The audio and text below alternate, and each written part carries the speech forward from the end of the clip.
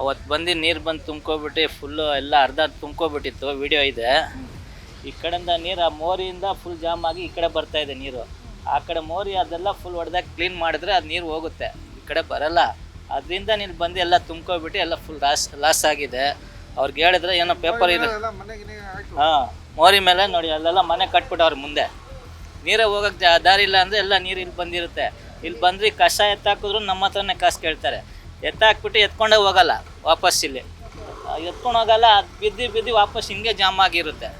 ಯಾರಿಗೆ ಹೇಳಿದ್ರು ಯಾರು ಇದು ರೆಸ್ಪಾನ್ಸೇ ಇಲ್ಲ, ಹಿಂಗಿದೆ.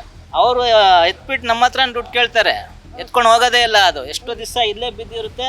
ಆಮೇಲೆ ಯಾರಾದ್ರೂ ಹಿಂಗೆ ಮಳೆ ಬಂದರೆ ಆಮೇಲೆ ಬಂದು ಎತ್ಕೊಂಡು ಹೋಗ್ತಾರೆ ಅಷ್ಟೇ. ಈ ಮೋರಿಲೆಲ್ಲ ಎತ್ತಾಕಿದ್ರೆ ಅಲ್ಲೇ ಇರುತ್ತೆ, ನಮ್ಮ ಹತ್ರ ದುಡ್ಡು ಕೇಳ್ತಾರೆ, ಕಸ ಎತ್ತಾಕಿದ್ರೆ. ಅಧಿಕಾರಿಗಳು ಕಣ್ಣಿಗೆ ಕಾಣೋ ಥರ ಕೆಲಸ ಮಾಡ್ತಾರೆ ಅಷ್ಟೇ. ಅಷ್ಟೇ ಬೇರೆ ಏನು ಮಾಡಲ್ಲ. ಅವ್ರು ಬಂದಿರೋರು ಸುಮ್ಮನೆ ಹಿಂಗೆ ಎತ್ತಾಕ್ಬಿಟ್ಟು ಎಲ್ಲ ಗುಡ್ಡೆ ತೋರಿಸ್ಬಿಟ್ಟು ಹೋಗಿರ್ತಾರೆ. ಮಳೆ ಬಂದರೆ ವಾಪಸ್ ಅದಕ್ಕೆ ಹೋಗುತ್ತೆ.